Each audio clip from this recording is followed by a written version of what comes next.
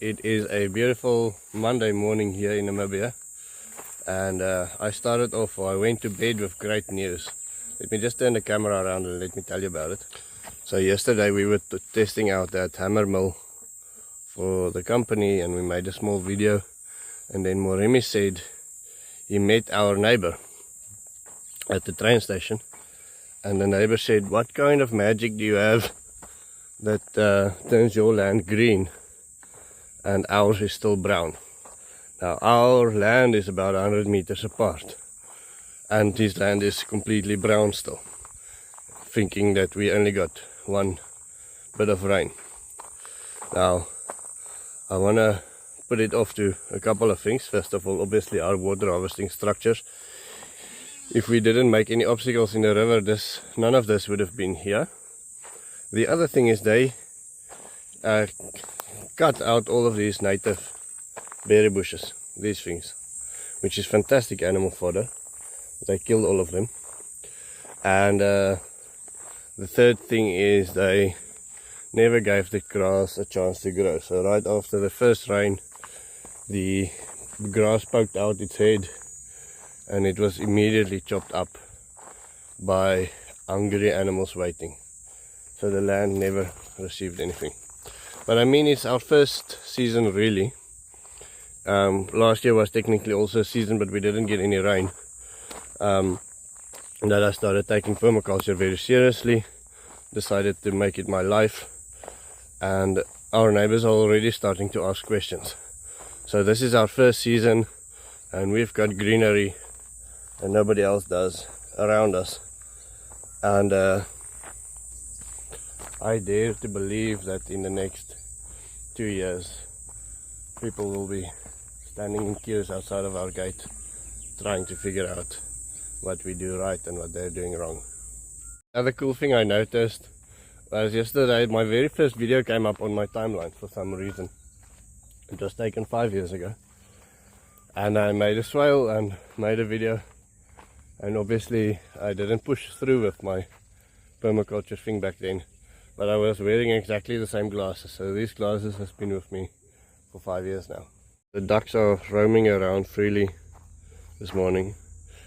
We accidentally left the gate open last night, and we came back to find some broken eggs, so we're not sure if the little ducklings came out and then got eaten.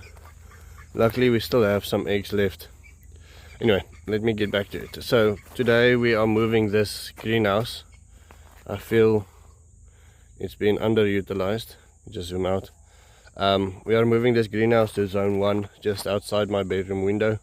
Basically, I'm gonna be able to spend more time with it, have it much more productive than it currently is. There's currently only a couple of leucaena in here.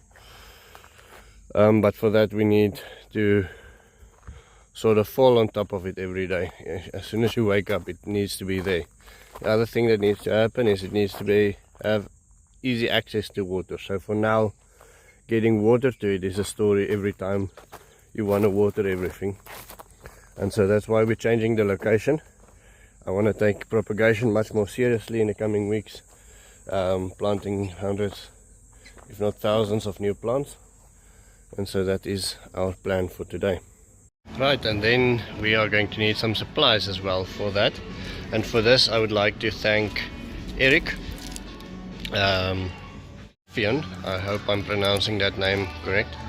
Then I would like to thank Jillian, and then I would like to thank Wood Fired Pizza.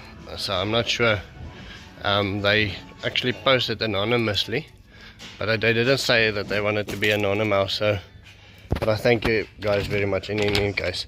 The other thing that I can buy because of them is this plastic tarp, the expanding of the worm farm, so that is also because of these people. And then I'm going to buy these bags and a couple more to expand our nursery. Okay, so this is where we'll be expanding. We are moving these moringas now to the greenhouse because we've moved many of them already. These sand inside here gets so extremely hot that the sand inside of the bag burns your hands.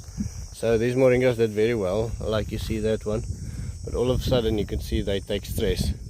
They take stress because it's hot as hell here. Today is 37 degrees. We'll be cleaning here. We will not be finishing today.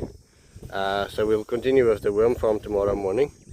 But let me show you quickly what the greenhouse setup looks like currently. Okay, so this is our current stand of our greenhouse. Now just to show you how much of zone 1 it is, that is where I drink my coffee every morning.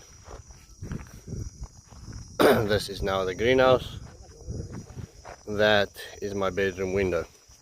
So if I open my bedroom window, I get reminded to go and have a look at my trees. If I sit and drink coffee in the morning, I'm reminded to go have a look at my trees. So we are still moving in moringas to get them safe. It's nicer, much nicer and colder in here. 37 outside. These are the 20 fruit trees that we got over the weekend. These are many lucinas, and these are moringas being spread out.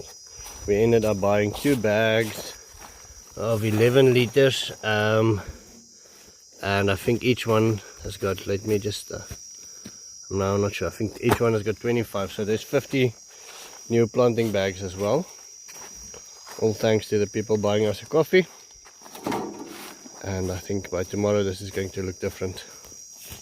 Somebody said yesterday, it's amazing how a comment from North America can have an effect on pigs in Western Africa. You know, those holes that we dug for the pigs was because of a comment.